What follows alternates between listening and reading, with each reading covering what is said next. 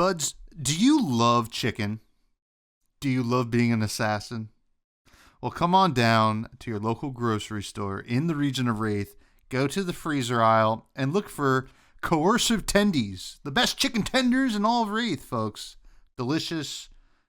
Uh, well, I'm under contract here, so I have a few things I need to say. Nutritious, delicious, and absolutely deadly in terms of how good they are. Coercive tendies.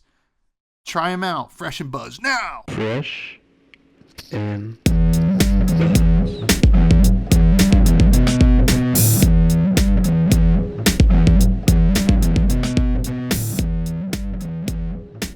All right, folks. Welcome back to yet another episode of Fresh and Buds. I'm your host, Tommy Fresh. You are all my buds, and today we are joined by a barraging bud, a person that we will call Barraging Blake Meier. How are you, my friend? Finally on the show. We've been chatting about getting you on for a while. It's just, schedules. It's like real life is something. But how's it going? I'm doing great. I'm having a blast. I've been doing some unemployment life. So it's been giving me a lot of time to think of the perfect tweets to send out. A lot of time to wonder what these new cards are going to look like in UU cards, because I don't care about the Enigma ones or the Zen ones. But they just won't give them to us. So I've been angry every day that I wake up and there's no new spoiler cards. But I take that anger and put it into my armories and then eat chicken afterwards. Yeah, well, I've always felt that if you channel negative energy into your playing and towards your opponents, it's just a great time for everybody involved. Yeah, everyone loves you. Yeah. So I'm really happy that you're doing that. And that's what we're all about here. We usually talk about be a good bud to people, but we're switching it. It's like, be a jerk. No. Bad buds exist too. But no, it's awesome. Glad you're on. We're gonna have a great show. Gotta talk about some Rhinar later. It's something that's been bugging me, and I figured, you know what, Blake's someone we can talk to about that, and we're gonna get to know Blake as well. But let's get right into it. First of all, let's get to know the man behind the barrage here. TCGs, trading card games. This is what we play. When did TCGs enter your life? I was going to say maybe 3 years ago, but no, it's legitimately the trading card game when you're all 8 years old and you're playing Pokemon. Mm-hmm. And that was something where I think one of the not saddest ways you could answer this question, but one of my favorite moments with my dad was he was like, I bought these 2 theme decks. I don't know what they are. We played Brush Fire versus Overgrowth, which was Grass Fire versus Water Grass from the original base set. And it was like, oh, here's a Gyarados and here's somebody else from the fire. I think it was Ninetales maybe with Fire Blast. And so that was like the best hour of my life, was playing at his pharmacy on a Saturday one day when he had an hour during lunch, and we're playing that. So I think there's always been my family on both sides are Midwest. So it's like Minnesota, North Dakota, where they play Pinochle or they play Hand and Foot. And card games are a way to share family stuff where it's suited. There's Trump. There's all kinds of stuff. You're taking tricks. You're keeping score. Do you know how to bid or not? And that's kind of what I grew up with as a 10-year-old of Blake's good at math and he's good at strategy. And grandpa's he's one of the only grandkids I can have on my team because my grandpa likes to overbid a lot. And there's no way you can hit those high bids unless you know what you're doing. So there's that layer. Pokemon I was obsessed with it. But then there was okay, you're 18 and you have to be a real person now. So I gave away all my Pokemon cards to somebody in Texas and then never got those back. But then 8 years later, you start playing Hearthstone at 26 or whatever. I played 5 years of Hearthstone before I realized I don't have any physical cards after all this. It's all on my phone. I can't trade any of this stuff. I've literally never met a Hearthstone friend, even though they've been in my phone this whole time. I don't know any of the people I've ever played Hearthstone against, their name, what I've never played against them 5 times in 1 month to know if I'm getting better or not. And that was something I was craving. So January 2020, I had the month before bought into that new Pokemon set because it was crazy, everything shiny. and met a few Pokemon people, started going to locals because there was a mill deck. Mill is my absolute favorite thing that I ever did in Hearthstone. So the mill deck in Pokemon, I showed up and milled some really good players' deck right out of nowhere where they're like, who is this guy? So that was a fun, basically 2 months before pandemic happened. And then it was like, what do we do here? And then Flesh and Blood was my friend that I met through Pokemon introduced me to that, Sharth, and we like played on his doorstep of which deck do you want to try of this? So I was like, I'll grab Dory and Bravo, you keep Katsu and Rhinar. And I played Bravo for the first like 6 months of my life or whatever, or Chain. And like it was just so nice because Flesh and Blood was the first one who was like, maybe there's a little bit lax laws of we're not a big company where Pokemon could get sued, Magic could get sued pretty bad, but like we don't care if you go in during pandemic. So as soon as I got my vaccine, it was like let's go in and meet all these people at the game store because I was craving social. Like I'm just hanging out with my roommate all day every day for 8 months. I need to talk to someone else. My God. And so that's what like Fab did for me was like, okay, I met 60 people very quickly in a year that are all 20 to 35 that like we all care about games, and this was something that we could do to not think about people dying in the pandemic. Yeah, I mean, it That's a was long answer. no, no, no. I mean, I'm glad you answered because first of all, actually, I think that might be the first time Knuckles been brought up on the show. As a someone who grew up in pretty huge family, a lot of grandparents and uncles and aunts playing Pinochle, Rummy, 31. That's like a pretty interesting side of it to kind of hear from your perspective that it kind of clicked with you to come into a trading card game, especially like Flesh and Blood. It's like a very math heavy game, right? As opposed to a lot of the other ones. So that's pretty cool. If you just, shout out Pinochle, they're doing some great things over there at the Pinochle store. And I gotta say, it totally makes sense. I mean, the whole reason that Flesh and Blood survived through the pandemic was because people really just wanted human interaction, and I think it really worked out and obviously made you fall in love and as soon as you were able to get out there, and now you're such a big part of the community out there on the West Coast, which is so cool. Now, speaking of the West Coast, you kind of made a name for yourself, doing the AGE streams, Barraging Blake. That's, where it comes from. Can you give us some insight onto like how you got involved with the AGE streams and like kind of your like theories on like commentary in general? Sure. What was pretty cool about our area at that time was we had one pretty close by at Turn Zero, and then it was like you got to go super far to the hidden fortress in Simi Valley. So it's a long ass drive for one day a week, and then super close by for the other one. But that one had bad parking. So basically 8 months into the Flesh and Blood thing, there was, we're going to start at Odyssey Games. And Odyssey had a huge store. Instead of very small tables where only like 12 of us can fit in, it was, you can have 50 people in this store. And so that was where we met Evan. That was where Justin showed up. That's where we met a few of these other people that you've maybe seen on AGE. And it was kind of a thing of like, these people that I just mentioned are kind of the second wave of Flesh and Blood in Los Angeles. And so they're kind of jumping on the bus as it goes past. Maybe they need to get good and they need like the months to get good. So instead of being like they weren't getting ready for nationals, they were like, what else can we do to kind of do stuff for the community? And at that point, I qualified for nationals that year. But I was like, do I want to take Rhinar to Orlando, take 2 days off of work, and get owned by Cheerios Breyer 7 times? It was like, that's not worth it. Like, I don't care how cool the booth's going to look or what cold foil I could get. Like, it'll be a big waste of time. But they were like, oh, let's do something that weekend when everyone's gone. And that was the So Calling of calling, but SoCal, so calling, ha ha ha. And like that first one, Evan was a judge. And like, here's just something we can do for the next round of people that maybe you didn't qualify for nationals, but you still want to do something this weekend. We'll just do it at the same time. Because I don't know if there was a stream for that nationals I guess there was. Yeah, there was. But it was like I'm gonna pay attention this thing this weekend instead. But like that was the beginning of that, and it was like, well, that's cool. Why don't we do that again? And so there's a Soul Calling 2 that you can go back and check out. Then I think there was a Soul Calling 3 that gets like, or was this something else? And that just turned into, well, Evan likes to judge, Justin likes to be tournament organizer, and what that means.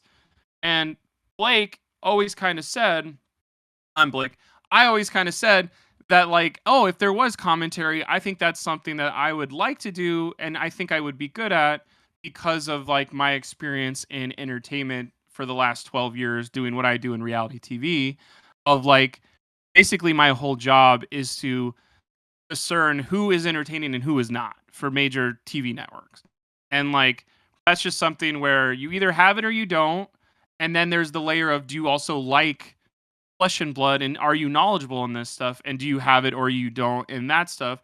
So you need to have two Venn diagrams going of, I know enough of these classes, because you don't want to get on a microphone and say like, I don't know, I've never really played Wizard before. It's like me, whenever I have my bag full of decks, there's like 15 decks in my bag because I did spend a shitload of money the first couple of weeks or first couple of years on this, and was like, I want to have like 10 decks in my bag at all times, which is equal parts like cool because, oh, I can flex and do stuff in different metas, but then also like I'm not really good at all one. And then I found Rhinar of like, let me stick with this. But then also you pass them off. But you're talking about commentary, so let me finish that commentary thought. Sure. But it was like, okay, I'll do commentary for SoCal, Calling. And Colin was another person who like, he likes the game a lot. He's doing this podcast stuff. And maybe it makes more sense of, we like the game, but can we spend 40 hours a week to get better at the game that some of these other people locally are, I don't know if they're spending 40 hours, but we were both, oh, we have jobs. It would be too much for us to get good at the game. Let's just be commentators instead. And so that was a thing where I think Colin and I have probably one of the best like duos of like, he's the one who keeps me on track and does stuff. I'm the one who's like going over the top or saying, well, that's weird, or the funny stuff. Like, I don't know. It's not that it's hard to explain. It's just more of like, you don't want to be like this the whole time. But it's like, I like the idea of flesh and blood is an entertainment thing because I'm coming at it from entertainment industry. Mm-hmm. And what I've always said is like, you need to know why you're caring about this. You need to know who is playing. You need to know the idea of like, okay, it's Rhinar versus Prism. And Rhinar versus Prism 2 years ago meant something different than Rhinar versus Prism this year of like, well, this is favored, but this person can crush them in this certain thing. But if you have 3 Figments in hand and somebody's playing Blood Rush, you're like, oh shit. And like, you don't say oh shit very often in this game as a Prism player. So maybe this is a matchup you don't want to see. And then I think when we stuck to it locally, it was like, I know all these 60 players because I've been around since basically the beginning of us playing all in stores. So it was like, I've been traveling. I don't go to Orange County at all really anymore. I went maybe 3 times total, but they come up here, so I know them through there. And we're all on a very personable Discord or personality Discord where we just say all kinds of random shit. It's not just, you can only talk about flesh and blood here, and please make sure to keep things. It's like everyone is sharing their full thing.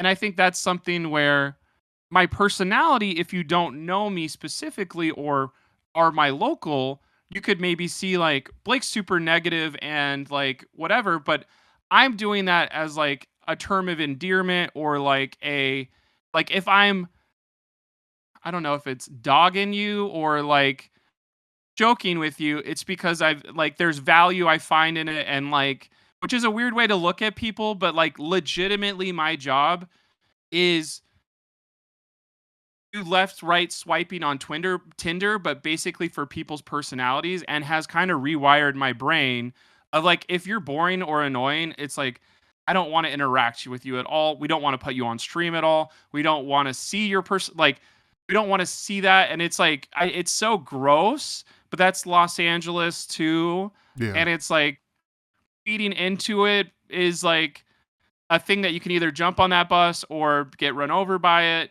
And like, I think that's something where maybe that turns off some people of like, no, I'm in Kansas. Everyone has a place here. But I think in LA where it's like there's supermodels and movie stars running around, like you need to be interesting if you're going to be even a flesh and blood person in my mind. And maybe that's like, well, that's not how card games work, bud. Nah. But like, I think that's one thing where I'm like looking at commentators and it's like, why are we watching you? And I get that there's some merit to like, I'm the math guy and I'm the guy who is telling you everything about the interactions. But if somebody is watching over their boyfriend's shoulder, if it's somebody's girlfriend, if it's somebody's mom, obviously maybe you're not watching these streams with that. But like, how does the game grow outside of 24 to 35-year-old men? It's like, it's not going to be just math heavy stuff. Like we're going to need some female commentators. We're going to need some gay commentators, which is like, maybe that's the only way I stick out or am diverse in like, oh, there's a lot of white gay commentators. Like at least I'm the gay one. It could help out some of these things. But like, that's a thing where I think saying to your audience, like when you flip over the Blood Rush card, what goes on in your head as a player? I'm saying that to the audience who's maybe never seen Blood Rush. Mm-hmm. And Blood Rush, when you're facing against Rhinar, is probably 18 damage where you can only block 5 of it. And that's not where you want to be if you're under 10 health because you're probably going to die. And all that's going through your head and all you can hope for is, I hope my opponent draws 2 reds. But most of the time you can avoid this because you can race Rhinar quicker or whatever. And like just doing the game thought process of what's happening in this turn in their mind. And I think one thing that I think is super fun is like when somebody's looking at their cards angrily or like really scratching their head, like thinking of what that thought could be and telling the audience, like they're probably like, God, I wish I had McDonald's this morning because like this would have gone better or something. You could do the funny version or you could sit there and be like, oh, there's a 3 for 7 coming at him, but he only has a 2 for 6 block. He's going to lose 1 incremental point of damage, and he doesn't have equipment to block anymore. And you're like, one of those is going to be great to watch back, and one of those, like, I don't, that would be a poll I would do, is like, who's watching back streams 6 months later? And I'm sure you had your favorite game out of 15 over the weekend, that you're like, bookmark that one forever. But maybe if we need to grow this game more, it's like we need to figure out how to make sure all 15 of those games are interesting to watch back later. Yeah, absolutely. And there's like a certain amount of back and forth. Like there's a place for the math stuff and like the kind of like in the weeds kind of strategy, but you know, also you need the big moments, right? You need the exciting kind of commentary. You need to like paint the picture. And like, you know, I think of like sports a lot. You know, I watch a lot of sports. Like, sure, you know, during a regular game, the analytics will come out. But when you watch the highlight reels, you are listening to Al Michaels or whoever freak out because somebody did something and, you know, it's crazy and it's a big moment. And that's kind of like, you know, I think what you're trying to say is like, you got to create these big moments and like paint this picture and like make it an entertaining watch other than like a school lesson. You don't want it to be, you know, let's hit the books, because maybe that's what some people want, and that's okay if you want that out of your streams. But I think the general public, and I think we're finding it as like more casual Flesh and Blood players play. They kind of just want to watch and have fun because it's a game. It is. I mean, this is a crazy thing to say. It's a game. Games should be entertaining, right? To play and hopefully watch as well. I mean, look at, you know, Twitch is the biggest thing in the world, right? Like people watch people play games and have fun and be entertaining. Sure, some people want to watch the best of the best play whatever, but there's also some of the biggest streamers ever are just like really entertaining people, and maybe they just suck at the games, which is like totally fine. So it's an interesting kind of discussion because it does feel like whenever there is a stream where maybe somebody's a little bit looser or somebody's a little bit more buttoned up, somebody makes a comment and then, the Reddit threads or whatever go crazy or something like that. It's just interesting. It's nice to kind of like give it to some context though, which I'm glad you did. Now, speaking of like being entertaining and being on podcasts, you've been getting involved with Colin, who you mentioned. Shout out, Colin. First of all, the most buttery voice I've ever heard in my life. Just so sexy. And you are doing some stuff with the Attack Action podcast. Did you know, Blake, that Taylor Morrow was the first guest on this podcast ever? He did say something about you got to go over there and be a fresh and bud because I really like that dude over there. So I was like, okay, call me fresh. Here I come. I did know there's some kind of like friend of the show, BFFs. If you lived somewhere in California, you'd probably be all over this stuff too. So it'd be like, you could have been a battle pro or something. Maybe. You were probably their first choice and they settled for me. No, never. But yeah, so I'm doing stuff with them now on Attack Action Podcast because it was kind of a thing where it was like, okay, Isaac was like, I need to focus on saving people from fires, which is very admirable and cool. And I'm not saving people from fires. And so it's like, okay, I could slot in there. Zane has been jumping around every once in a while. He's been really busy. So we're hoping to get him more into it. But I think that's something that's cool for them is like not fresh people in there, but maybe like more voices to flesh out their podcasts. Blood out their podcast, no pun intended. But like the idea of here's 4 people. Zane is really good at the game and really doing pro tours all the time. Taylor would probably be better at the game if he had 600 people within, let's be real, more like 40 people he could play against all the time to know different things. He's kind of at a disadvantage because there's 5 people at his locals. Like that's terrifying if you're going to try and get better. Then the next step down is Blake and Colin of like weekend warrior type, like we play on armories, but like when I top 8, it's gonna be a big deal instead of like I topped 8 6 times this weekend because I drove to a morning RTN and a late night RTN. Like there's some people that post on Twitter. I'm like, what the hell did you guys do? Like, and then they win every single one. You're like, holy shit. Yeah, I mean, that's too much for me, to be honest. But, but that's a nice mix of folks on the show. I mean, it's obviously a show that is near and dear to my heart and it's the first one I listened to when I first got into the game. I, searched Flesh and Blood podcast. That was the first one that popped up. I started listening to it.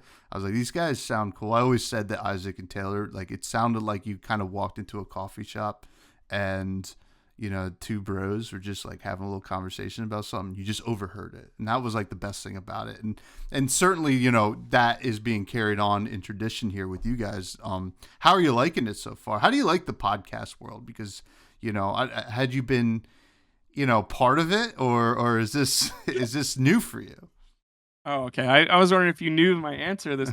I have been very anti-podcast my entire life because my first podcast I ever listened to, I think, is kind of what everyone did with Serial, where it was like, did that guy kill that girl or not? And you're like, it was huge on whatever channel it was.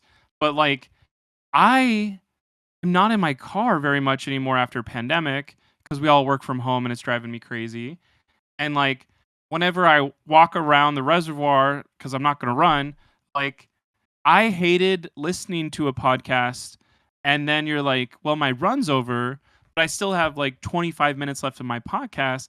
And some people can be like, or I would drive in, listen to a podcast on the way to work, have 25 minutes left of my podcast, but it's time to work for 8 hours a day.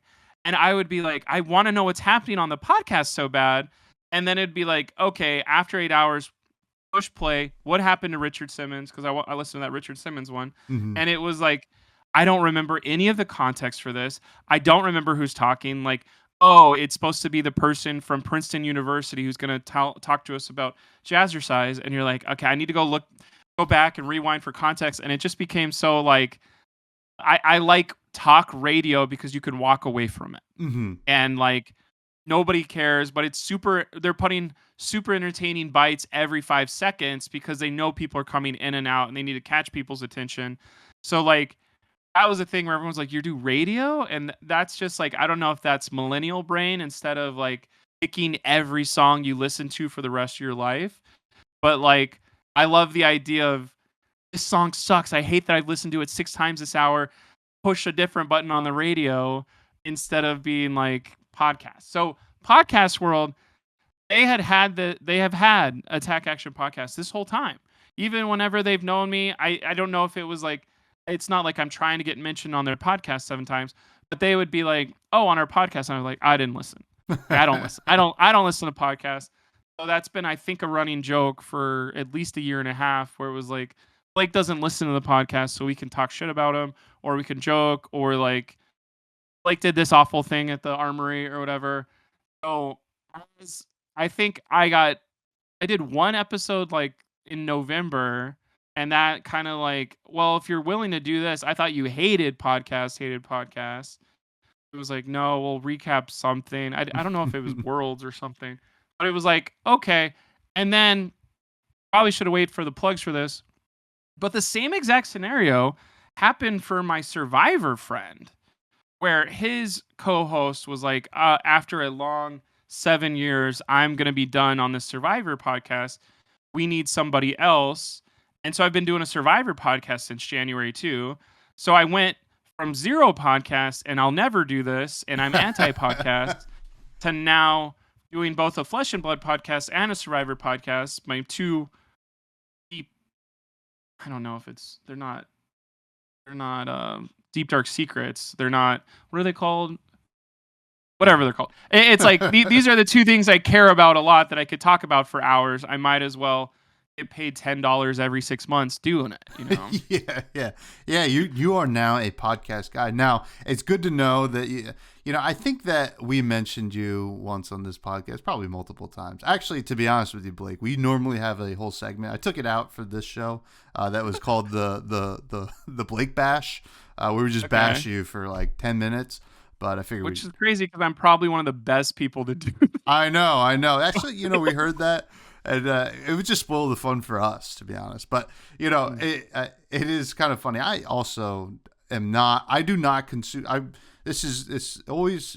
I feel like it surprises people, but I do not consume Flesh and Blood content regularly. Like I like it. I like what a lot of people are doing. Sometimes I'll pop on a video or whatever if I got time. But like I just like had my podcasts that I listened to, right? And it's hard to like create more time for podcasts. And I understand, which is why I'm so grateful that people listen to this one and ones like Attack Action Podcast, because it's hard to find time. But I gotta say, Blake, you are a natural, and you know, I think, you know, I could foresee you having more podcasts by the end of this year. You know, you'll be on a couple different ones. So, and I think that's really exciting. I'll for do you. my best every time. But yeah. I think that's something too, where like, I think everyone has those people in their life where you're like, oh, you'd be really good on reality TV, or, oh, if somebody was going to get on the local news giving their opinion about the ambulances that are coming in, like that's always been something like, as a 10-year-old riding my bike around the neighborhood, I would always get stopped by like the local news and be like, okay, where do you live? The ambulance couldn't get here unless it would take 20 minutes. And as a 10-year-old, I think I was on the news being like, I got hit on my bike. 20 minutes may not be enough. And like, there's some clip of that somewhere where it was like, I don't know if that's the bug, or I think there was another time where I was at the art museum talking about the Elite 4 because I painted something from Pokemon on there, and it's like my mom was so mad I didn't pronounce it right. So it's like Elite, Blake, Elite. Like, Elite 4. Holy smokes! I didn't even understand that one. I was like, Elite 4, whatever he's talking about. Elite 4. Wow, holy smokes! But yeah, well, I mean, that's awesome. We're gonna have to find that clip of you as a child. PBS 7, I think. Yeah. All right. Sounds good. Now, let's switch gears. Let's get into some Flesh and Blood. Fresh faves. Gonna ask you your favorite cards. your favorite stuff from this game. I have a feeling I know, maybe I don't know. I have a feeling I know a couple of these answers, but first, Blake, who is your favorite hero? My favorite hero is Rhinar Reckless Rampage. Is that his name? That's his name. Yeah, I think so. Reckless starts with a W. That's why I was like, I know it's not triple R, but it's RWR. There's a comma in there somewhere. Rhinar is just my favorite forever. I feel like I think there's something to the idea of I am not a fantastic player, so I need some indirect value, and getting my opponent to get intimidated and have them not be able to block with their best card is something that covers up some of my weaknesses as a player. I think the idea of I am scaring you so bad across the table, you're cowering in fear and not able to be the strong hero you're putting yourself out to be is pretty cool. And like whenever I do Blood Rush as Rhinar, I'm like, this and basically, well, this will be a card later, but like I like the moments where you're like, and it's like time to go off, Yeah. and instead of like incremental value with my Hatchet of Body and Hatchet of Mind, it's like, no, it's a combo turn. I've been setting this up. You're maybe off foot one time. Here's the time I'm going to do 20 damage to you. And now that I've taken initiative or whatever we say if we're playing Star Wars, but like take the tempo, take the whatever from you. Now I can close out the rest of the game because you're just, oh crap, I got to block. And I think Intimidate is my favorite mechanic. I think that's why I've been here for 4 years. I'd love to play it again. And maybe we're in a blocking meta, or maybe Prism starts being 30% of the meta and I can play Rhinar and just literally intimidate all the cards that aren't instants and then they're just toast. But like, it's Rhinar till I die. I just wish there was a clear meta where it's Rhinar instead of maybe another brute. Yeah, we're going to talk about that, which is, something very surprising. But Rhinar is awesome. I got a soft spot in my heart for Rhinar. Now, what is your favorite weapon? I think this is where we do some departure. My favorite weapon is Waning Moon. Ooh. I think that's something where I never played Kano. Never had an inkling, still haven't. And like Aether Flare, what the hell is it called? The Aether Ironweave, right? No. The other one, the Crucible of Aetherweave. Crucible of Yeah. Aetherweave. There we go. Yeah. Can't even remember it. Like, but I played Icelander before she got ice spells, and that was something I was obsessed with. Mm-hmm. And it was like Crucible of Aether buffs those things to do a crazy 14 damage combo. But whenever it was time for now, Icelander's an actual character. In my mind, I was like, what could they do for a weapon that makes sense as a wizard staff?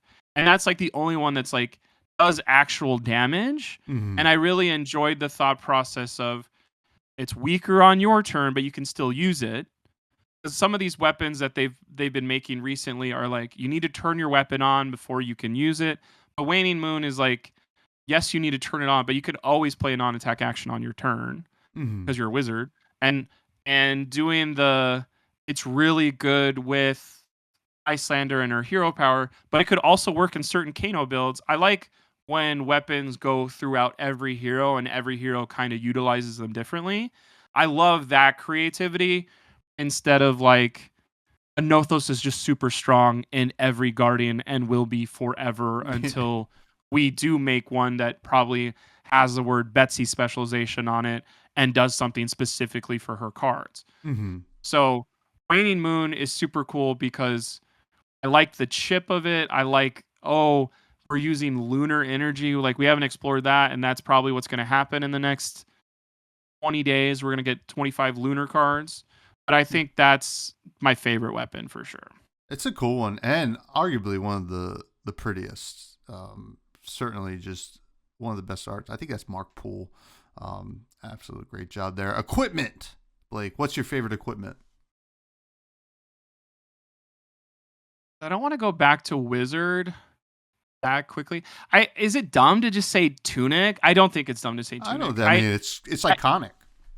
I think Tunic is a big part why I think a lot of people are here from the beginning, because I like the idea of Tunic turns on your power turn, and every 3 turns you could have a power turn. Mm-hmm. Of, I can't do this stuff with my deck normally. I need to pitch a blue, do the 2-cost intimidate attack, but every 3rd turn, a blue plus my Tunic could pummel it.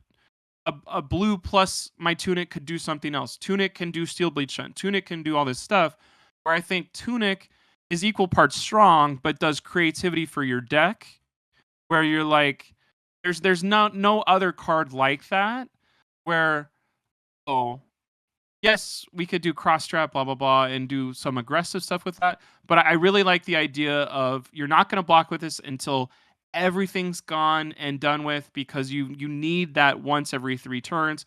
And I feel like it's sad if Tunic was banned eventually, or heroes that I play where I don't have Tunic, it's kind of more, I know what's going to happen every turn. But Tunic, I could be one off, and there's that, I like uncertainty in my game too, kind of. Mm-hmm. It's like the idea of, I have my pitch a red, make an ash, because it's Furnace. You could do that every turn, but like, there's not some turns where Furnace is off or whatever. But like, oh, I'm one off of Tunic. Let me put this in my arsenal, save it for next time. Hope my opponent doesn't disrupt me at all. I think is a super fun thing, where it's like a game within a game, and everything that goes with it. Of like, one day maybe if I win Wheel of Fortune, I'll buy a $5,000 Tunic, and I could have that where, like, no matter what happens with Flesh and Blood for the next 50 years, that's on my shelf where I'm super proud of it. Yeah. I mean, it is good and iconic for a reason. And I like the fact that they've designed cards to make you not always need it, right? Like, I think that's pretty important for that card, right? Because having this like homogenous kind of generic card that everybody needs to play, it can be pretty brutal. You know, we see a little bit of that with Command and Conquer and stuff like that, but it is iconic and beautiful, and sometimes just wrong to play, which is, I think, a sign of a healthy card. Now, finally, what's your favorite card you throw in your deck? Your maybe a non-attack action, attack action, block card, perhaps, reactions, items? I think we're going to be talking about a bunch of brute cards later. So, Lumina Ascension. Oh, all right. Does that fit in here? Sure. Lumina Ascension is by far my other favorite card besides Blood Rush. Of like, when that card is in my hand, it's equal parts. Okay, I'm protecting, I'm blocking, I'm putting this in Arsenal. I played a lot of Combo Bolton for one of these metas where it was like, I'm just going to Combo Bolton everyone for the rest of my life and just turn my brain off and get good at this. The Spirit of Irina, making it instant speed, what that does with it, I love the idea of, oh, you blocked me, now it's +1 out of nowhere, and I get an action point. Like, the stuff that does to your opponent is hilarious to me, and that is the epitome of the whole art is that. So that's why I always do that, of like, let's go, it's time to like pop off and do something crazy. And like, I think another thing about cards in this game that I think is underrated is like the stories that you tell afterwards. You don't go like, I played 3 Sink Belows in 1 turn and blocked 12 of 10 damage. Like, that, maybe that's some stories that people love, but I think every Bolton player that's ever played is like, it fell into my hand perfectly. I played a triple Lumina combo and popped Gallantry, popped my Courage, and basically did 57 damage through blocks, and it was insane. And like, that's the highest roll you can do. Like, Blood Rush is another one of those of like, oh, I didn't want to play 3 Blood Rushes, but that's how it worked out. I guess I played 3. I'll never do it again. But that one turn, I did 28. Then I lost that game because I couldn't do any more damage afterwards. But Yeah. like that Lumina turn, whenever you always do double Lumina. Like the 30 damage turn is super cool, and I'm always like, equal parts. When that happens to you, you're like, okay, I'm just gonna try to survive, and then whenever it's time to do it, it's super fun to like. And then I'll swing with this one a third time. And I'll swing with this saber up first. It is, I mean, one of those cards that, like, even when you're not playing against combo, you're just like, I got to worry about that stupid card. You know, like even Raiden uses it like in a really cool way, which is like, it's such a good card. So great picks there, Blake, I got to say. But it is time to focus, lock in on Rhinar. Rhinar, folks, I want to put it out there. I think that people are not looking at Rhinar enough since heavy hitters. I will say, when I saw my spoiler card, which was Assault and Battery, Nice. I didn't see Beat Chest before that. I saw Beat Chest. I had to reread it like 10 times. It was like, oh, we get to choose which 6 we discard? That sounds awesome. And I was like, we hadn't even seen KO yet. And I was like, well, Rhinar loves that, right? So I kind of feel like, unfortunately, Rhinar's kind of living in KO's shadow right now. Do you agree, Blake?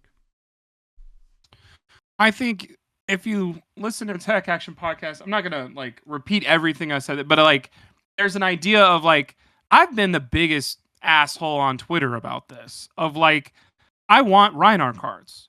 And like I was excited because we knew heavy hitters was gonna be Brute no matter what. Mm-hmm. And so KO gets announced, and I'm like, okay, cool. Who's the second Brute gonna be? And I was like, I'm so excited for this Brute card because like maybe it'll be a different way to play. And whenever they were like, it's a reprint for Rhinar, I was pissed. And it was kind of a thing where it was like, why are you mad? Like, now you're going to get all the support you could ever want. And like, but there's cards that happen in Heavy Hitter where Prism gets a weapon that pushes her over the top. Azalea gets a specialization that pushes her another higher up where she's going to start winning these things. And like Rhinar's is a helmet that I'm never going to use. Mm-hmm. And Show No Mercy is not kind of my favorite way to play Rhinar. So it is kind of like, okay. And then I'm waiting for these other Majestics to show up of like, surely there's a blue 6 for Rhinar. And like the idea of like everything you wanted blue 6 wise that you've been an asshole on Twitter about for 6 months is going to happen. It's just going to happen for KO instead. He's going to get 15 blue 6. Or wait, it's 25. It's actually 32 blue 6s. And you can play that deck so consistently. Like I was playing a build of it last night that only has 4 misses against Prism of 3 Blood Rushes and 1 Reckless Swing. And it's like, oh, this is how you beat Prism. Like figure out how to block her and play that KO deck. And like you'll be fine. Because you're going to just put out so much damage, it'll never matter. Your Blood Rushes, you could do it without trying, and something's going to kill an Angel and get through. But, like, the one thing that people said where I was like, okay, I'll take a step back. I get what you're saying right now, is Rhinar was the second hero because limited. Mm-hmm. And Rhinar was going to be so good in limited, like, either you open up the packs or you could draft Rhinar. And what sucks about how our LSS does things sometimes is they made a leaderboard. And if they had just been like, what a crazy draft experience. Some people won and some people didn't. there wouldn't be a receipt. But Rhinar on that leaderboard is the last place person. And Rhinar was already last place. What, like one limited or draft win total. And like, it's just something where you're like, even at Hype House, I was like, I'm going to draft Rhinar just to see if I can prove it in the literal most casual thing. And then somebody else drafted Rhinar at the same time, and we cut each other off, and you're like, God damn it. But like, our Rhinar deck got absolutely obliterated. Never set up anything, just big bopped 3 times by Betsy. You're toast. And like, I don't want to say I'm one of the best 17 Rhinar players in the world, but it's like, if some of these people that truly enjoy Rhinar and love Rhinar can't make the limited or draft works, like what happened in heavy hitters for Rhinar specifically? Mm-hmm. And if you're telling me No Fear can get around Pummel, No Fear can help out the Azalea, if you're telling me Show No Mercy can kill somebody from 15 health out instead of just 8 health out, I'm like, cool. Those aren't things that I wanted specifically going into heavy hitters. And I know that maybe it's like, Blake, you don't game design and you don't know the future. And I think one thing that's very interesting about how Flesh and Blood designs their cards is like this. It looks so bad right now, but when Dromai goes, Teklo's going to beat the shit out of everybody, and you're going to be like, you have to play certain heroes that have a plan into Teklo or you're toast. And that's going to happen with Riptide soon. That's going to happen with Teklo, where I'm excited about that. And that may switch the meta, and that may be like, not toxic, but like, if you don't like playing against some of these heroes, too bad. It's their time to shine. But like, Rhinar is just going to be outclassed by KO because KO is always going to be there, and Rhinar loses to KO pretty much. Of I wasn't going to block you anyway, so who cares what your intimidating is doing? And can you put enough block cards in against KO? Well, if he has 3 cast bone turns and 3 blood rush turns, not even the best blocking heroes in the game can block him out. What chance does Rhinar have? And so that's where you need like that disruption, blah, blah, blah, blah, blah. So it's like, is KO overshadowing? Yes. And I think that's always been because I think the Rhinar contingency has just joked of like, if we got a blue 6 that was a Rhinar specialization, now our blue 6s go from 3 to 6. And that would be like, okay, our blues could be more consistent. We could plan our turns out accordingly and do some crazy damage as an actual plan instead of hoping. And I don't care what was written on that blue 6. It could say no block. It could say cost 32 to play. Like, I'm only using it as a blue discard. And like, that's kind of why I enjoyed playing Levia recently, is because she has her own legendary specialization that's a blue 6, and then she also has Deadwood Rumbler. So she has 7 blue 6s. And that does smooth out so much of like, oh, okay, I can do my huge power turns without sacrificing my discard stuff because these blue 6s discard like everyone else. Discarding a Deadwood Rumbler is like, great. Love it. So seeing all that consistency given to KO, a brand new one, and I don't want to say that LSS is sinister. That's not what I do. In my mind, at least, maybe people think that's what I'm doing. But like, I'm seeing KO as he only has 1 claw. That's his whole thing. Because 2 claws with all this would be too powerful. I think everyone can agree on that. So they're like, let's balance them. But like Rhinar with 2 claws and 6s would be like, oh, heavy hitters. I thought Rhinar would be, this is my 6-month period that the Lexis just had last year, where we're not going to ban any of Rhinar's cards. Too bad, so sad. Rhinar's just going to be a menace for 6 months, and I get to be the menace. Let's go. But that's KO instead because, oh, we probably need to get rid of Mandible Claw.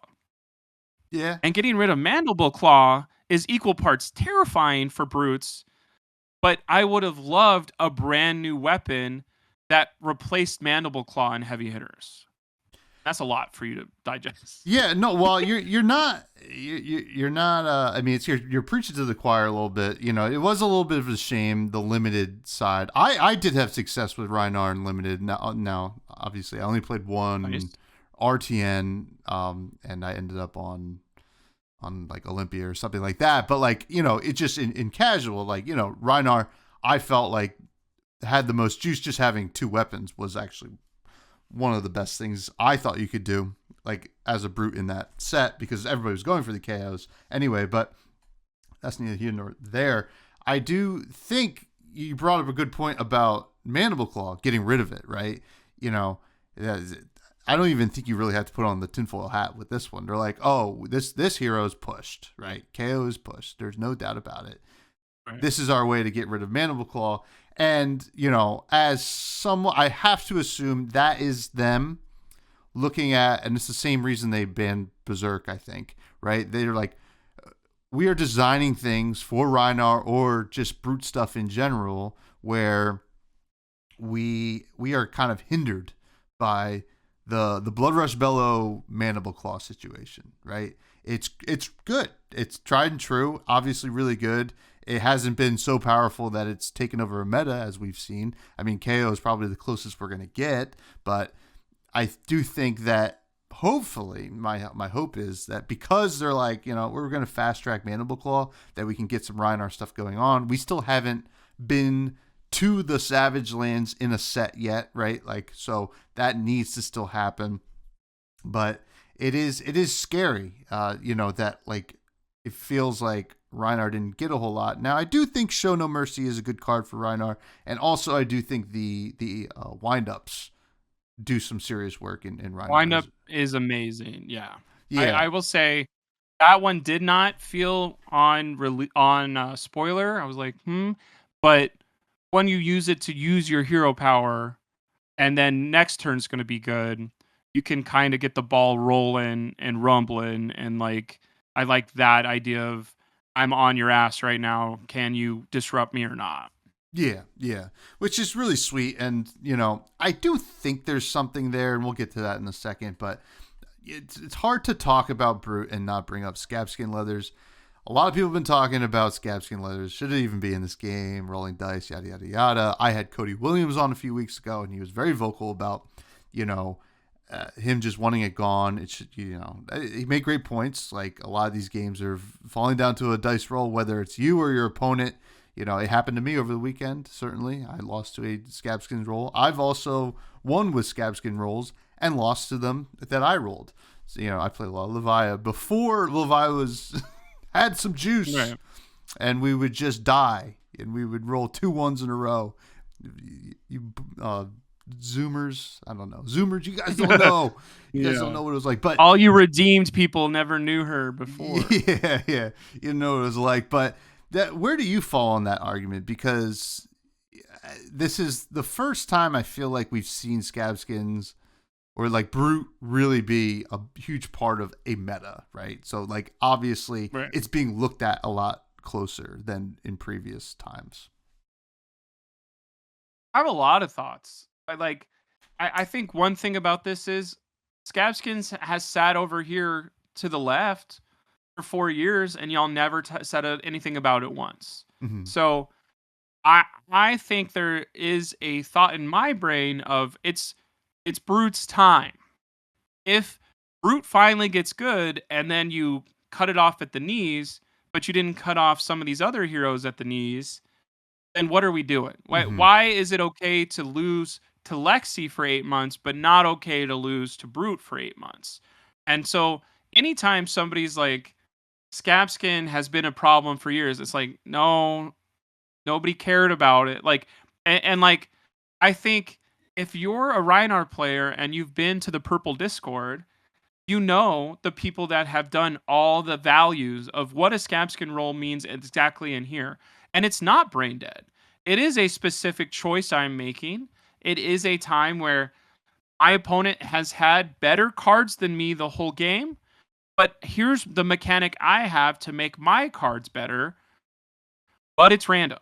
Like, you can rely on your 0 for 4 Swarming Gloomveil that does an extra arcane that maybe if it hits, now I can't block arcane for the rest of the turn, and then play Revel in Runeblood, and then finish it with Rosetta. You can do that 3 times a game, and I can't do anything as Rhinar to keep up with that unless I roll a 6 on Scabskins and go command and conquer, and then swing big with 2 blues. I don't know how all those cards work. 2 blues and a card from Arsenal. I could do 6 + 6 + 8, and then holy shit, how did this happen to me? Like, I only have that ability if I have Scabskins. And I lost my top 8 match against a KO because I rolled a 1, but it was a very interesting 3 cards of I have a Command and Conquer, I have a Smashback Alehorn, and I have a Slitherpede. I want to pitch a blue, swing the Slitherpede, whether my opponent fleshbags or not. I could Command and Conquer or Claw, then put Command and Conquer in my arsenal. It's so much better than just commanding and conquering at that point. I don't think there was an arsenal card. It's so much better. I get rid of the thing. I roll a 1. I don't have Gambler's Glove in this matchup because I need the block. Felt bad, but I had that ability to, instead of just swinging Command and Conquer and the decision is made for me, I have more agency as a player to go, I want to risk my tournament life on this. And I want to have this story of either let's go or like when I rolled a 1, everyone that was watching has that moment of like, damn, it just happened to Blake again. Deathly silent, but like my opponent smiles. I stew inside. It's not going to work out for me today. My run is probably done. But like go on 3 floating. There's the moment I roll a 1. Well, I'm going to do my gambler's glove. There's no way I could roll a 1. 1 in 36 chance happens to me every other time. Yeah. And like that's just a thing where if you're complaining about it, I promise you, show up to Talishar, roll your first Scabskin of the day. It's always going to be a 1. Anytime I try to do something creative with Rhinar, I log on to Talishar. First roll of the day, 3 times in a row was a 1, and I'm like, I'm trying to do something creative. Like I almost want to just pick a 4. Just let me see what a 4 would do to creatively work through my deck. And like, I wouldn't play Rhinar or another Brute if I didn't have the ability to do something crazy. Yeah. And that's what Scabskins does. And then just playing against Evan on Prism last night, he was pissed. I rolled, I think, 2 6s in a row and then a 4. And he's like, you don't deserve to win this game. You just rolled hot. And it's like, Prism can lock out every other hero. I love that Prism can't lock out Brute. And I'm fine with having it come down to a roll of, does your consistent, you can Halo to go grab a Blood Rush, basically. Mhm. Every day. No matter what happens in a game, you could always Halo to go grab it. Oh, but I need a Herald in hand. I need pitch. Nope. It's always on. I can't tutor a Blood Rush yet. Thank God. Sand Sketch Plan. I know I don't do that shit. Everybody's like, why don't? Because I'll always discard the Blood Rush and my turn will be over. But like the ability for me to go all of your consistent Prism stuff that you can do by the book math and cheat math with your Vestige, I'm cheating math with my Scabskins. So if you're saying I need Scabskins to go, I don't like the rolling thing, we should not be able to cheat resources ever. We should not be able to make action points. Like, it's one of those things where why is certain classes easier to lose to? And I don't enjoy losing to illusionists. But boy, are they really good. Yeah. And so I want to play a hero that can beat illusionists consistently because there's a lot of them in my meta and they're always going to be really good. Yeah, I mean that's just the fact of the matter, and like illusionist always seems to sneak into the conversation, right? Of a meta that it's in, right? First, OG Prism certainly was a force to be reckoned with for a very long time. Dromai, force to be reckoned with, very long time. Now we're seeing a new Prism starting to creep up. I think it had the second most amount of wins in week 2 of ProQuest. And now we're about to get a new illusionist again, the blue illusionist, Enigma. So, I mean, hopefully Enigma's not as good, but it's just such a like board state and presence, and like it's so powerful. It is, you kind of need the checks and balances there. And I think as long as illusionist is a thing, I think Scabskins has to be in the game, whether you like it or not, and that's just kind of where we are. But there's no real reason not to play it right now, Scabskins. I mean, the block alone is really good. So I want to ask you, we're coming into Nats eventually here. Part the Mistville is going to come out, obviously. We don't know a whole lot about it. We can only speculate. Do you think we are missing something with Rhinar? Because I personally feel like a lot of the best brains are just looking at KO, right? But we still see some people sleeve up Rhinar. I think Pablo Pintor brought it to Pro Tour LA, did quite well with it. Is there something we're missing? Are we going to see him get quote unquote solved with his kind of newer card pool before Nats or for Nats, I guess I should say? But I think this is where I'll talk about B chess, because I was like, oh, B chest. And then we got reprints. So I thought those reprints were going to be more B chess cards. And instead of having 1 non-attack action and 3 attacks total, Salt and Battery, and the other one, it's the agility one, the might one. Pound Town is and the then, might one, and yeah. and then the other one's Rawhide Rumbler. Mm-hmm. So I halfway know these cards. I haven't put them in my decks yet. Besides, Assault and Battery is a 7 to like mess with people, and it's still 3 block. Thank God. Like I like that some of these brew cards can actually block. Agile Windup, blah blah blah. But like Beat Chest, I thought that was going to be way cooler, way more cards, and like, oh, I can make a Beat Chest brute, like, because none of the heroes have Beat Chest written on. KO didn't have it. Rhinar does his own hero power with it, but I thought maybe the second brute would be a Beat Chest hero. Mm-hmm. So this is a long way to go. Like, oh, the card pool. Do I think Bonebreaker Bellow is going to be the thing that solves Rhinar? Not really, because it's minus cards and my opponent has to block. So like, how many people are blocking in our top 5 heroes that are good right now? It's like Azalea's never going to block ever. So as long as Azalea is super good and can judge, jury, executioner you while also dead-eyeing you and discard your whole hand, like, oh, I hope I have a Beast Within so I can do more damage to me and maybe draw a yellow to claw back, is not going to work there. Like, Azalea is going to be a big pain in our ass. I think usually KO seems like he has an upper hand on some of these ninjas, but Ninja has always been something that Brute has struggled with of 5 times, and Katsu can now Bonds of Ancestry. Like, I think that's a key card to think about whenever, like, oh, you're getting a reprint hero in the new set. Like, if Rhinar got a Bonds of Ancestry, I would shut up. I would play Rhinar. I like a card that not only revolutionizes a play pattern, but also gives a crazy amount of like damage, like a Slitherpede for Rhinar, even of like, if you discard this card, go ahead and set it off to the side. You can play this from your discard pile.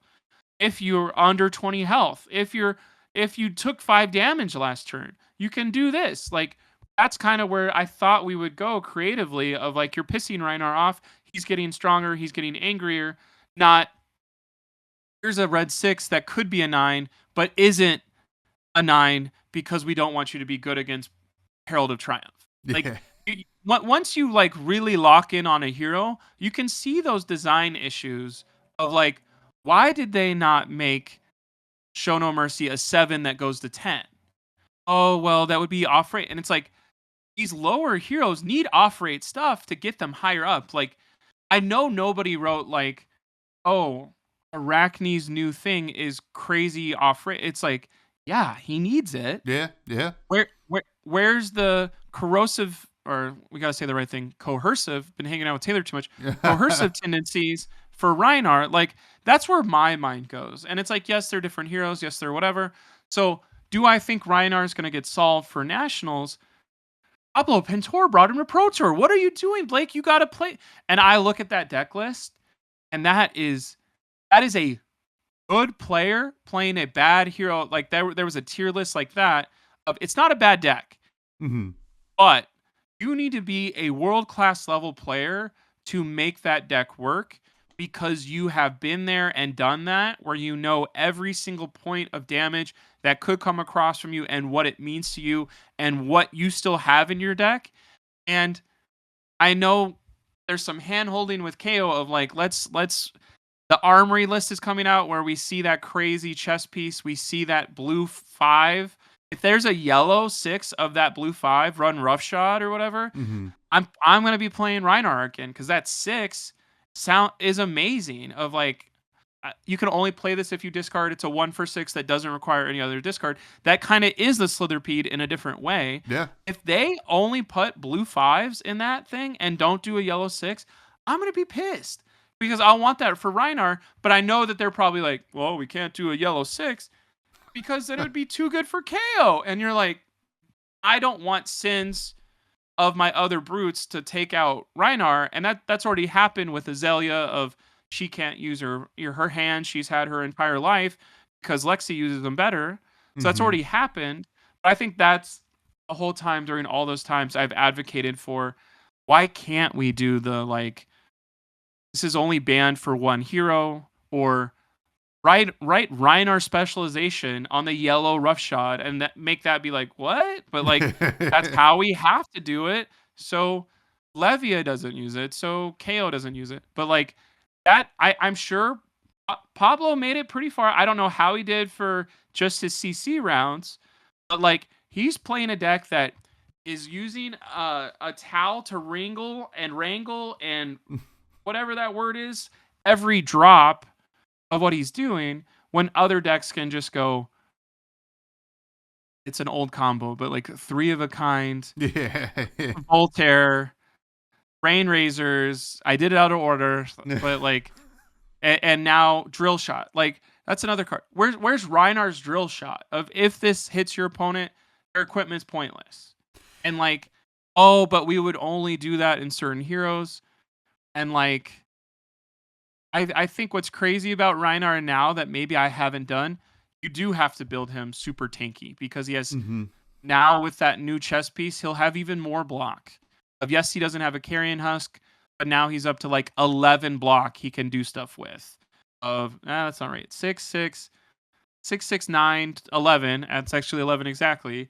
If you want to block everything, I'm gonna sit back and just club Rhinar you all day long. Now has 11 block that we can work with, and you could fill the whole deck with all 6s and all sinks and fates, but there's no explosive thing there. And then it's like, why aren't you just playing somebody that has a guardian and can crippling crush somebody ever? Like Rhinar with a crippling crush would be pretty sick. And like, I love. We're just mile a minute right now. No, but like, no, you're good. No, hit me. The send packing is. Oh shit, here we go. Okay. And I tweeted about that of like Sin Packing is a card I'll probably play for the rest of my life. And that's what I'm expecting from a set that's dedicated to my hero. Of like the Swing Big from Everfest. 3 copies of that in every single one. I get that you can't have Swing Big Sin Packing and another good attack in the same set. But I'm glad that I'm getting one that'll be forever. And like even seeing some of those where it's like Numbskull. Yeah. Like I'm never gonna play Numbskull.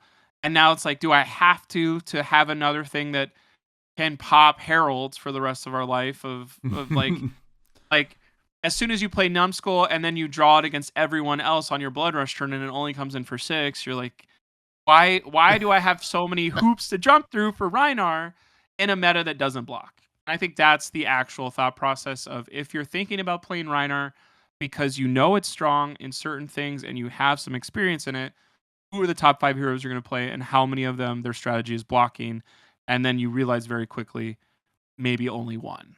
Yeah, I would say we got 2. You know, like your Hatchet Dex and Victor, right? You know, Cool. Probably both up there. I would say those are true. I don't know if because it's kind of bad into whatchamacallit, Riptide. If he comes around, you're like, as soon as someone collapsing traps is your first Blood Rush, you're like, yeah. Well, they lose their hand too, but like you know, I will say actually. So I play a lot of Riptide. Rhinar is the brute I am scared of. Right, cool. You can win that matchup if the Intimidates go your way. Right, like. That's totally it. Like if the Intimidate goes the wrong way for Riptide, like it's almost game over because they just get so much damage in. You don't want to block with your pumps and your arrows, you know, unless you're teched. Like I think there was that one Riptide that top 8'd the AGE a little while ago. That seemed more teched for brute, and that made more sense. But you know, I am scared of Rhinar. Rhinar is the hero that I actually, personally, as a Riptide player, don't want to be the brute that sees the light of day. But I also want Rhinar to see the light of day because I do like Rhinar. And, you know, I like a lot of the cards that we got. So I want to say, what are your most underrated and underexplored cards in Brute for like Rhinar specifically? I think I'll be some kind of let's scholarly do this. I'm gonna pull up Brute cards. Don't worry.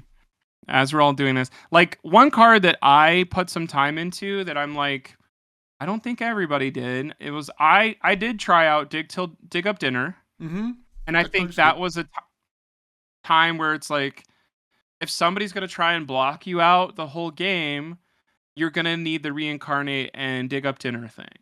And that's something that I think I'll put in if I'm a tank Rhinar for the rest of my life. Those cards are getting in because of how good they are. Um, Cast Bones is never getting into Rhinar. Just take it out of your brain. It's never going to work.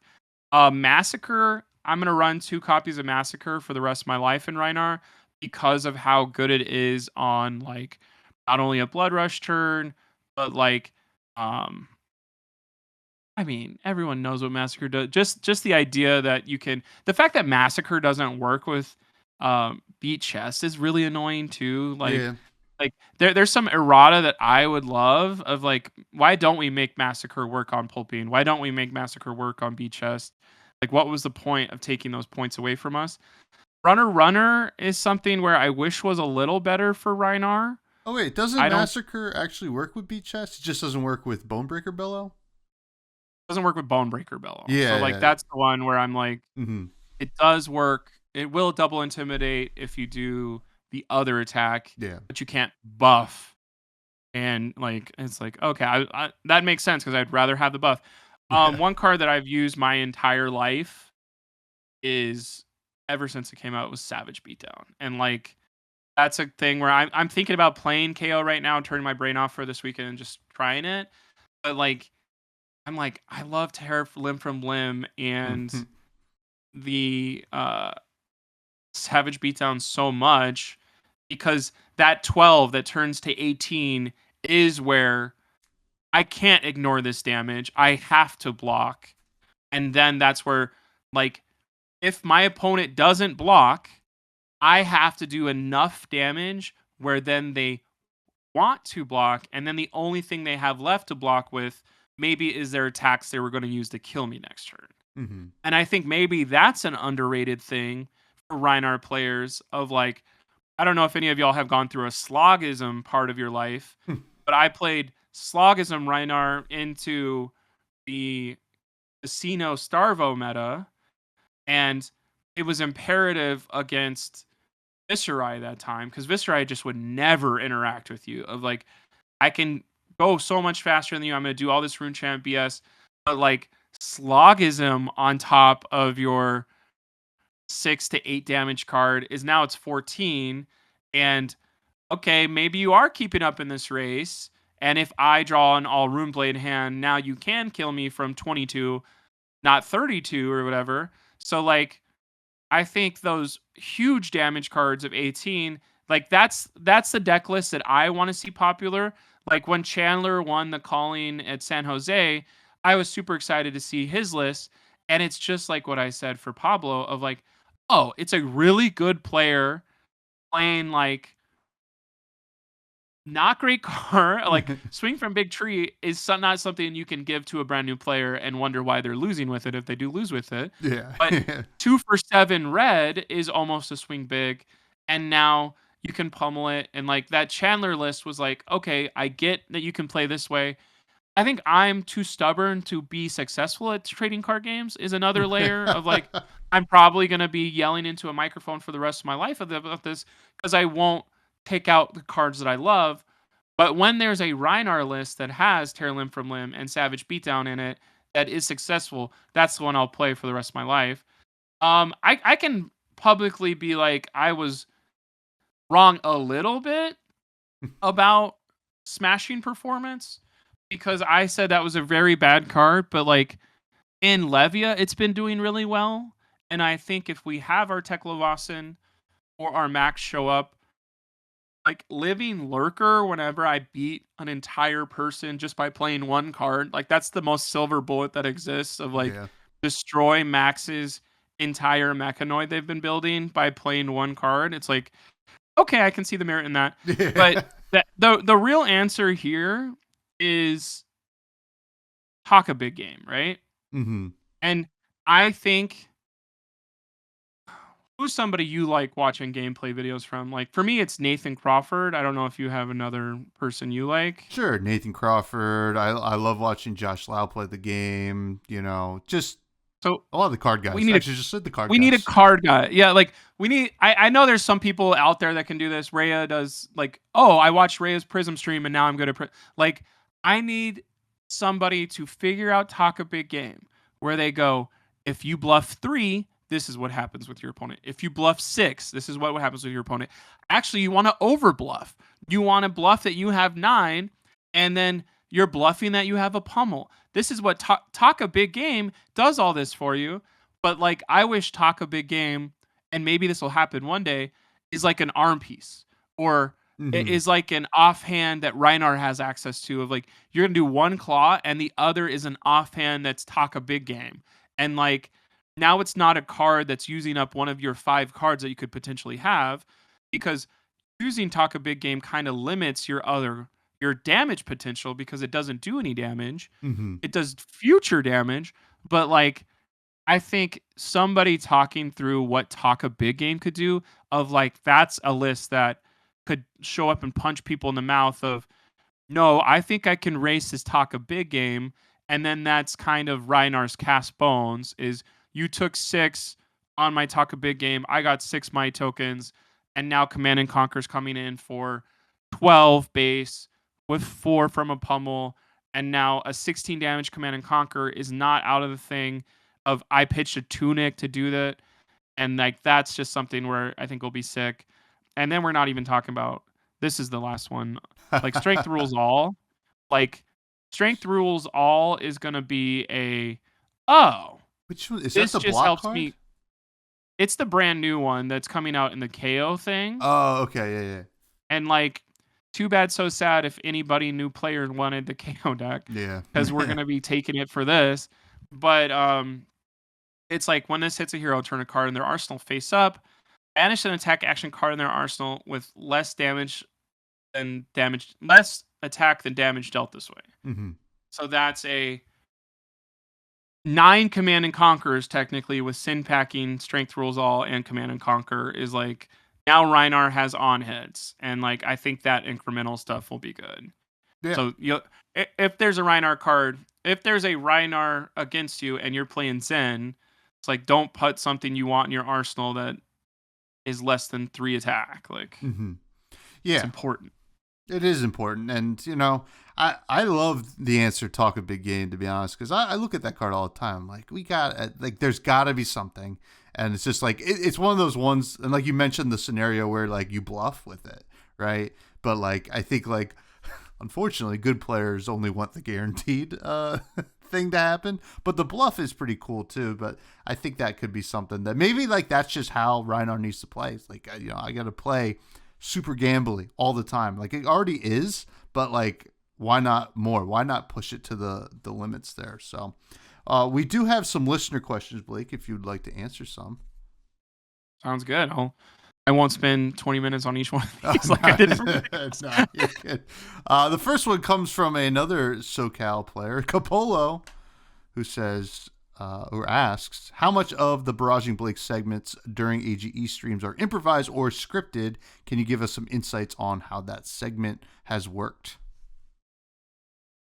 Well, thank you, Capolo, for being a long-standing fan. I don't do scripted at all. I cannot memorize anything to save my life. And that is like, since being a 4th grader of not doing my lines for Emperor's New Clothes and ruining the whole production.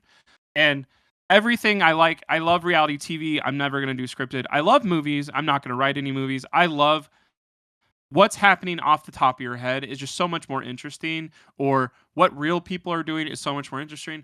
So those segments kind of set out as, Blake gets annoyed at certain things. And it's like, oh, everybody's done these things. That's kind of like half of stand-up, is like, what are you annoyed about? And you're neurotic about it, and you can say something funny that maybe someone didn't. CVS receipts are so long. Oh, airplane food. That's the Seinfeld one.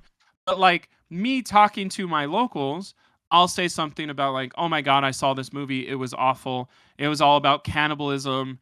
And Justin is listening, ever present in the back or whatever.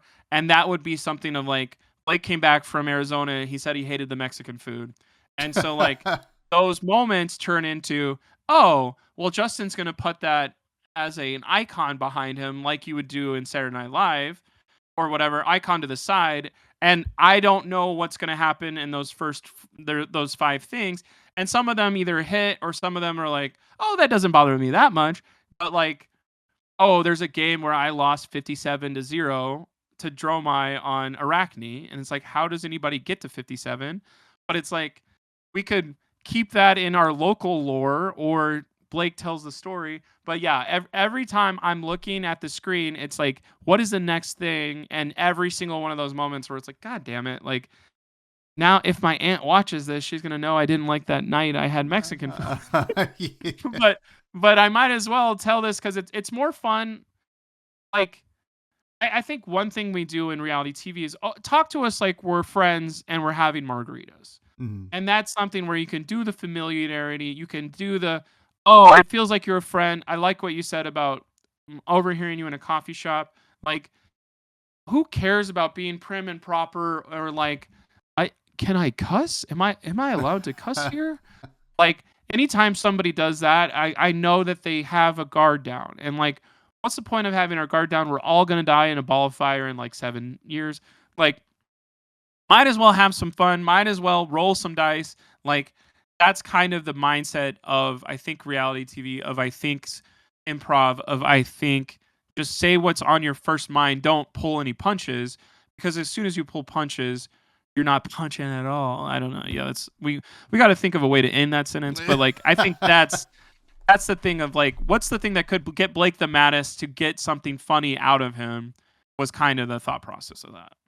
Yeah, and I mean, obviously it works, but thanks for the question, Capolo. The next question came from Sigma, who asked like 10 questions. I had to only pick a couple. Nice. The first one, well, here, I'll just read both of them that I picked. Is it a good idea to give a brute hero to newbies picking up as the first deck because of the variants? And do you banter a lot with your local opponents in fab matches? Which I have to imagine I know the answer to that one. One of these is not sore subject, but it's something that's like, okay, I need to work on that. But we'll do the first one first. Of like, a new player showing up, do I give them a Rhinar deck? I have never done that. I have given a brand new player a Dory deck. I've given a brand new player a Bravo deck. Don't try Assassin. That's a little bit too hard. But like, we've given them 5 decks to new players. I think Brute, like, there's a reason why every kind of trading card game thing you've bought has been like beginners, intermediate, or experts. And I'm not saying, oh, Rhinar's super hard to play. I'm saying you need to learn the basics, and before you can intimidate cards and know what value means and flip that back around, or like doing a second thing where it's either doing blood debt or doing 6 management in your hand, or only having 1 hand instead of 2, like, learn something where a warrior's Dory's always going to be able to swing Dawnblade if she has a card, because it only costs 1. It's not, you have a red, you can't swing your claw, too bad. Like, what's his face? Katsu can always Kodachi, no matter what happens, unless you block completely out. So I think it's something where whenever you do see new players, you want to give them the deck that has an option, even when you have no options. That way they don't get frustrated and go, what's the point? And something as easy as like telling your brand new player, block with all the cards that aren't blue, swing a Nothos for 4 afterwards, try that a bunch until your opponent has a bad hand, and then try to do a bigger attack when you do have something, is way easier to do than like take 12 damage and then hope you get the right discard off of Alpha Rampage. Yeah. Like, I would hate to do that to them. Yeah. Banter with opponents, that's something where I'm very vocal in my armories. I'm very vocal. Like, I'm announcing stuff when we're doing stuff. I think there's a big joke of like, watch Blake's face when he put like, oh, it's a draw discard attack. I'm going to wild ride. Oh my God, Blood Rush is the top card. I'm going to do the, God dang it. Like I cannot not do that, which is equal parts hilarious when I'm losing, but whenever I'm winning and maybe being too excited about it or whatever, I can see where that's like, oh man, you kind of made me feel bad about that. There was kind of some bad manners there. But like, I think that's the thing where it's like, is that something I need to change, or is that a flavor of my person at a game store? Mm-hmm. And I've heard people complain about people like me, and I fully know maybe it's really annoying for like maybe some more introverted people or some people that are able to corral their emotions better. And they'll look at somebody like me and be like, what a, not a loser, but like, I don't know why Blake can't control his emotions. And I kind of see people as me as like, this is how I consume my card game and how I have fun on Tuesdays. This is what I'm looking forward to go, let's go when I get the second blood rush off of a 6. And like, that's why I'm losing to your Herald of Triumph, is because I'm looking for my version of that. And if you don't like mine and you're like, I need to talk to the tournament organizer to make sure Blake doesn't get a higher than a decibel or like whatever, that's just something where it's like, it's part of putting your cards down and your mat down and being like this. Like, no matter who I'm going to be across from, I think there's room for everyone. And because stoic people that whoop my ass and don't show anything afterwards annoy the shit out of me. But I don't have a majority behind me that would agree with that, because people would see that as like, oh, that's what you're supposed to do. And the supposed to do drives me crazy. But like, I've had a couple incidents recently. I keep losing the same dude, Paul, on Azalea. And like last night, Judge, Jury, Executioner, Deadeye, Dreadbore, I can't block with my Sink Below that's in my hand. I'm going to put it in my arsenal. Now I'm getting Seek and Destroyed and Inertia Token. Now I can't block from it and High Tension or whatever, or Raise the Tension. So now I can't block from an arsenal. Now it's going to get destroyed from Seek and Destroy. So in that game where I lost against Azalea, I got him to 6 technically, but I played maybe 3 cards for full value over 45 minutes. Mm-hmm. And like, he was like, I know this is tilting, but like, sorry. And I'm like, I know. And I literally was like, I'm going to try to be better about it this turn. But then like some of the most crazy high roll bullshit happens. And like, it's something where I don't find it crazy if you can internalize that and go like, hey, that's cards. Like maybe you've been playing 6 years longer and higher stakes than I've ever been in, but this is my Tuesday that I'm looking forward to. Yeah. And if this keeps happening to me in my first round of like, I'm trying to settle into my armory and I just get absolutely blown up by this, it's something where I'm going to show my frustration. And I'm not saying to you, you need to pick another deck, that you're causing this frustration in your thing. Oh, if I played Azalea round 1 for the next 6 months, would I quit the game? That's like, I don't want to be like, no, yeah, I would. But it's like, you can't think about that. Like, play the deck you like, but be ready for what happens across from you. And like, I'm equal parts like, oh, my bad too afterwards. Or like, hopefully my jokes before and after the game, or I'm letting you borrow cards, or we're all going to go eat chicken afterwards, helps massage the like, he discarded something and goes, I'm tired of losing these bullshit things. Mm-hmm. Or like losing to blood debt. Maybe I can say the thought process of, I'd love to lose because of you beating me, but like I'm the one who logged in the blood debt cards today. Yeah. And like I missed a 67.5% chance, but I can't go, God, my opponent's so lucky, and pretend like I'm not an asshole in that moment too. But I'm not saying accept the asshole. I'm saying if we don't let everyone do what they do at the card shop, we're going to wonder why like there's only 40% of us in 2 years and Fab died. What? Because like I've seen some like, we need to get that guy kicked out of the game store on either like a Reddit thread or maybe some Discords.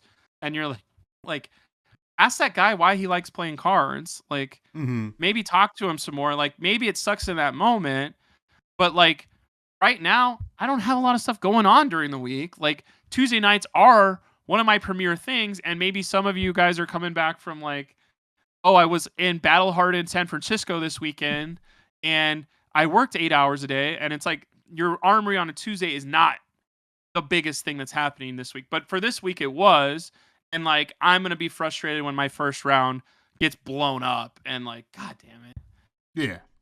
That's a long answer to that. But like I get there's some people that are like, I'm actually glad Blake doesn't live near me at all. I understand that. Yeah. But Well, I you know, also it's totally fine to be. I think what you're saying is that it's totally fine to be vocal about your frustrations. It's just a matter of not taking it out on other people and Right. and them knowing that it's not them, right? And that's like the biggest thing. It's like they talk about this in therapy all the time. It's like if somebody's wild out, it's not because of you, it's because of them, right? It's like Right. they're feeling frustration. So, I think there's My lessons to be learned on both sides. my first RTN ever, I went to Salt Lake City at Mythos Gaming and flew there from LA with my friend who got me into the game, Sharth. And Sharth helped me do my deck list on Bravo. He's on Katsu. We did it at the restaurant across the street. We got paired. I paired into a Prism round one. I was like, okay, I know how to beat Prism as Bravo. I don't. That's not. Got to save my yellow disables to get rid of library. Then they repaired, and I played against Sharth. Oof. And he's my testing partner that I flew from. And I was just, it immediately made me like, why did we come to Utah to play the person I play the most already? He beats me because because I suck against Katsu. And it was like, our tournament's over. And I just frustratingly like got up and walked away. And their judge came up to me and he was like, are my players safe? And I was like, what are you talking about? And he's like, I need to know if my players are safe. Like, are you in a good test? I was like, is nobody allowed to go like, wow, this is like some random 10% bullshit that happened? Yeah. I don't know. That's a thing that's just so in my head of like, as a sports fan, when somebody like it's a bullshit call, you got to scream out loud. Yeah. But like maybe with cards, it's like all these people are like, I'm an engineer. Like I don't show emotion. Wait. Nothing wrong with engineers here at the Fresh and Buds, but No, we love engineers. it's the mountain. You know what? I'm gonna say that was the mountain air up in Utah. That they're just so calm. It got to me. Yeah, and you're just not used to. You're like, you're a sea level guy. That's just what you are. Mm. That's totally fine. We do have a question from William Knuckles from the Table Pit, who stole this one from Sigma.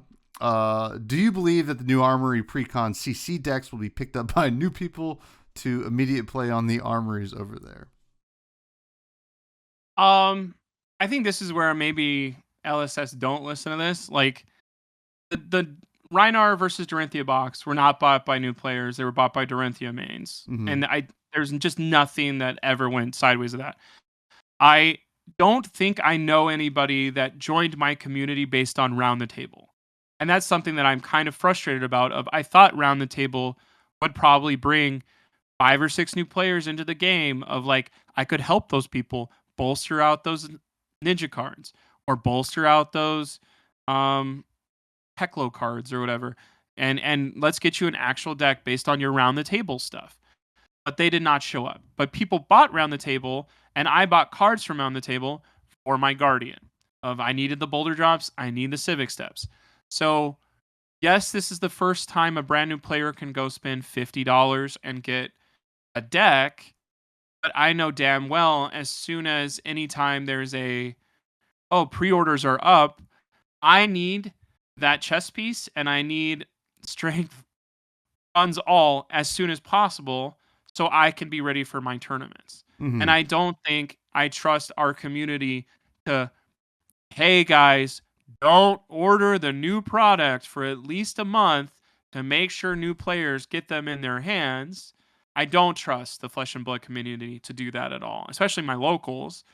And if anybody circled this product, I don't think the people that are best served by this product know it exists, where they could circle it and go order it day of. And the players that need these cards for their KO decks do. Mm-hmm. So that's a thing where like I'm hoping there's the Good Samaritans. Do these people exist? I'm gonna buy the new KO deck, sleeve it up, and then keep it in my bag forever to give to a brand new player so they can play for the next 3 hours, get it back from them, and I just have this KO deck in my bag for the rest of my life. Of anybody that wants to play at our local thing can play this right now. Those are people. I'd be like, great, but I need that chess piece, and I need that run roughshod, and I need that strength rules all. So I know damn well I'm going to buy one of those boxes. And does that take that away from somebody in Pasadena that would play the game? I would hope not, but that is what I'm doing by needing those cards. So I don't know why Civic Steps. Like, I do know why, but why was Glistening Steel Blade never the Armory promo that you get if you win? And then we could get them somewhere else. Why was Civic Steps? Oh, it's in the Brevnet Social Play kit, but not at the big amount that everyone would need. So I could not touch those products and get them somewhere else. It seems like, I don't know. And we don't know. We don't know if these cards that are in the KO deck are going to end up as being expansion slot cards or something like that. I think that'd be the perfect fix here. Right. But it's so tough. I mean, I don't think it's unfortunate. This is the reality of being a supplier. You can't control retail. You can't. And, you could say you can give them a suggested sale price, anything like that. These retailers are going to do whatever they want to make money for their business. And that's just the unfortunate thing. The limited amount of this product is tough, but thank you for the question, William, via Sigma. And Orc Knight, aka Jesse Harper, says, I heard Blake loves horses and that makes Victor his favorite hero. Is this true? I was playing against him pretty early on in heavy hitters meta. He was just kicking my ass with Victor. And so I was like, okay, I'll play Victor. Then I got my ass kicked by Angel from my locals on Levia. So then I was like, I'll play Levia. And I finally lost to a Victor last Saturday or 2 Saturdays ago now. 2 Sundays ago now at the ProQuest. So no, Victor. I think I'll play Victor at least one more time whenever we get the visit the Goldman Estate. Because I think the way I was playing Victor was make him royal. And if you made him royal, you could do the Victor Estate card literally on turn 0. And I think somebody just said recently that it's a win more card. Because it's, okay, create a gold token. Then if you create 3 or more, create that many mighty tokens. It's like, don't you want to win more? Like, yeah, I want to win more. Like, I'm going to put my golden hat on, have my golden shield, visit my dad immediately, and then, like, have 3 mighty tokens to start, and your opponent's just going to go... Like, you can even pass after that and put your best attack and go, I'm going to block with all my equipment, and then at least crippling crush you for 12... Oh, can't say crippling. Spinal crush you for 12 and then pummel it for 16. And like, obviously that's the best turn 0 play you could do, but like, that'll make some of these games like non-starters. And that's what he's all about, is just cheating value, which is amazing. Yeah. Victor, I don't like Victor, and I'm not going to play him. Yeah. He sucks against, like, Ozuri. He kicks my ass. Like, can't play Ozuri now. Final question comes from Battlebro Taylor, who asks, is Taylor, Colin, or Zane your favorite? Well, it's not Zane. Zane sucks. And I'm joking with that, Zane. No, Zane and I always disagree all the time on Discord, which is so funny. Like, Zane's cool. We don't live in the same spot. So I think we would, if we ate and like got to know each other, we'd be like, oh, okay, I get. And like, we're getting there off the podcast, obviously, but like, we literally think the opposite of everything. Like, I think he'd be somebody who's like, no, I need you to keep your emotions in check. That's what being part of a game player is. You need to be able to take the variance and do this stuff. But he acts like he sympathizes because he used to play Brute. And it's like, he hasn't played Brute at all in a competitive setting in like a year and a half. And he's like, as a Brute player, I agree with you. And I'm like, you don't play Brute, brother. You don't. I know you don't. But I also think Colin is somebody who's like, I think he's a rare friend where you're like, oh, I'm gonna be friends with you for a solid rest of my life. Like whether or not we play every Tuesday, whether or not he has time in his schedule to hang out on the side.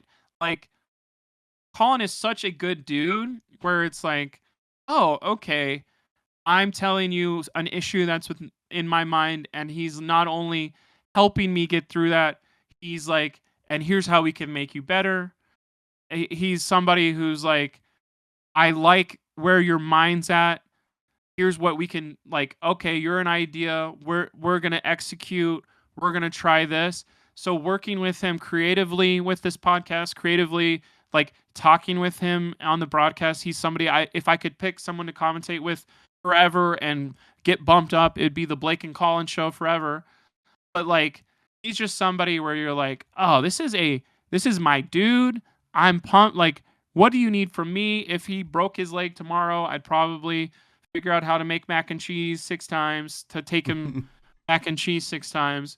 But like Taylor can get there. He just doesn't live 15 minutes away. Yeah. And Taylor is somebody, I guess we're just going to talk about everybody. Like Hype House was the first time where I'm around Taylor super, like Hype House felt like almost like band camp of like when you get done showering, who do you go sit by?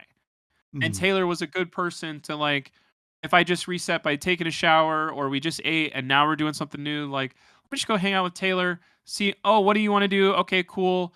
I think there's some familiarity where you're like, usually this takes a long time, but like his personality is really cool to just jump in and be friends. So couldn't agree. Everybody but Zane, yeah. Sorry, Zane. We'll have you on the show. Quit beating me with Azalea when I'm on Victor, okay? No. But it's been a blast, Blake. You've been awesome. Obviously, you're the best. Thank you so much for coming on, giving us your time. You have been a wealth of fun and knowledge, and the people are going to love you as they already do. Can you please plug all of your things? Well, I'm on Twitter at Blake Meier. You just got to spell my name right, but you're probably already not following me because you hate it. But 90 likes on my last tweet. You're going to want to be there. Whoa. Yeah, there's the attack action. Oh, that's going to say something because I have to say the right thing. Attack Action Podcast. You can follow us on the Attack Action on Twitter. But the Attack Action Podcast is literally just type in the Attack Action Podcast. And then I might as well, my Survivor podcast. How many episodes of Survivor have you watched? Me? Yeah. 0. Okay, well, you're going to love this. The Specialists, that's what you can, it's Survivor Specialists. The Specialists, it's on all this stuff. It's got a Patreon, it's got all this stuff.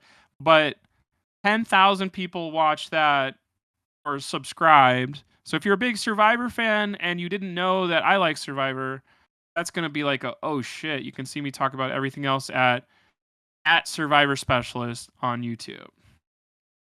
Hell yeah. Please go check out Blake and all of his stuff. You can continue to find me on Twitter at, what was that?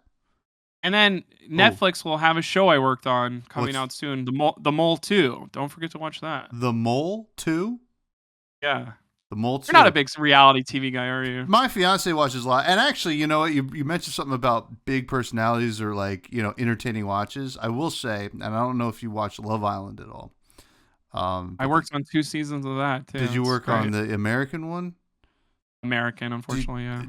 So there was somebody named Bergie on one. Burgalicious. Just like, what are you doing there, man? I couldn't. It was hilarious to watch. Bergie was amazing. I think he should be on every show because there should be like a cinematic universe or a TV universe of Bergie. But he's made it to 2 already. He was on the Traders as well, right? I don't even have to say right. I watched that one as well. That's where I saw him first. I was like, "Whoa, what's this guy from?" And it was like Love Island because he was like, "There's no way this guy's real." And then I watched Love Island. I was like, he's real. You can continue to find me on Twitter at freshbudspod. Check out the YouTube, like, comment, subscribe. It all helps the show. There's a Patreon. Check that out as well. Check out the Buds Discord, which is where all those listener questions came from. And Fresh Juice indie game podcast I do with my cousin Matthew. That is weekly. We review indie games, and it's a lot of fun. And finally, Blake, I always like to talk about food. I can smell my dinner in the next room. I'm so excited for it. What is the food you want to spotlight to end the show? I think it's underrated / it's very not hard to get. Tamales. It's not tacos. It's not enchiladas. I like tacos. I like enchiladas. I'll order those whenever I go. But tamales are always fantastic at farmers markets. Mm-hmm. So if you've never been to a farmers market, a farmers market is a farmers market, but like get the tamales. If you're like, oh, I'm going to try and eat something real quick. I only have like 30 minutes before I got to go back to work. I'm at a farmer's market.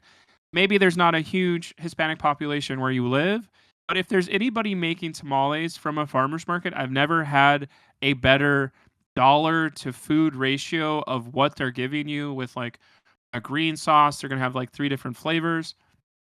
Tamales, when they're good, are amazing. Like, I think tamale is the only food where when I have a bad one, it's not the experience of like, well, bad pizza is still good pizza. Like a bad tamale will ruin my day. And like, what the hell are we doing here? So I think there's that layer of like, maybe I like tamales even more than I think.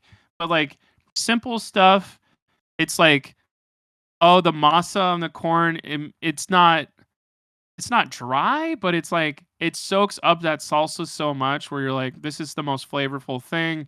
And like, I don't know if it's a condition. I don't think it's not a fetish. I don't know what it is, but like, there's a sensation in my brain where like when you're eating something and it feels like so like the only thing I can think of quickly is like chocolate milk. When I'm drinking chocolate milk, feels like, oh my God, like chocolate milk is just taking over my brain right now. Like Mm-hmm. that's there's a sensation with that with tamale of like the masa is just like it is taking over everything. It feels like the first experience every single time. Like, every time you're like, what is this? Yeah, the chocolate milk thing is actually a great comparison, but that sounds really good. I guess I'm gonna go ahead and get some tamales soon, folks. This has been a blast. Blake's been the best.